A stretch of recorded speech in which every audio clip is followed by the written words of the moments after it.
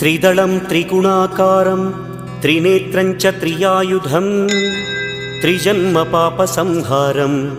एकबिल्वं शिवार्पणम्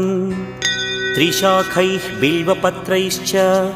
अच्छिद्रैः कोमलैः शुभैः तव पूजां करिष्यामि एकबिल्वं शिवार्पणम् कोटिकन्या महादानं तिलपर्वतकोटयः काञ्चनं शैलदानेन एकबिल्वं शिवार्पणम् काशीक्षेत्रनिवासं च कालभैरवदर्शनं प्रयागे माधवं दृष्ट्वा एकबिल्वं शिवार्पणम् इन्दुवारे व्रतं स्थित्वा